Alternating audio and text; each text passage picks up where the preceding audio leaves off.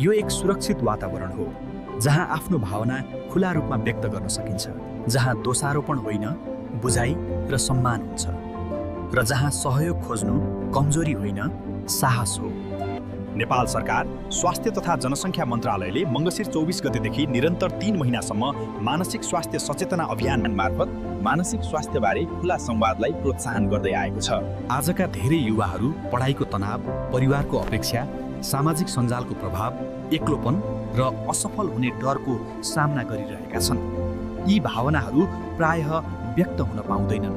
जब भावना सुरक्षित रूपमा व्यक्त हुँदैनन्, केही युवाहरू अस्थायी राहतका लागि नकारात्मक व्यवहारतर्फ आकर्षित हुन्छन्, जुन पछि हानिकारक र जोखिमपूर्ण बन्छ। लत भनेको केवल लागु औषध वा मदिरा सेवन गर्नु मात्र होइन।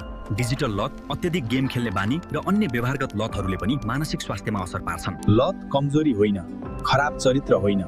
धेरै जसो अवस्थामा यो मानसिक तनाव वा दबिएको पीडाको प्रतिक्रिया हो। उपचार सजाय वा डरबाट सुरु हुँदैन।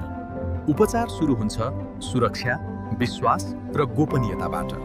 जब युवाहरू सुरक्षित महसुस गर्छन्, उनीहरूले समयमै सहयोग खोज्छन्। जब परिवारले साथ दिन्छ, उपचार सम्भव हुन्छ। आउनुहोस् सुरक्षित वातावरण सिर्जना गरौँ। आउनुहोस् बुझाइ र सहानुभूति अपनाऊ र उपचारतर्फको यात्रामा सँगै अघि बढौँ।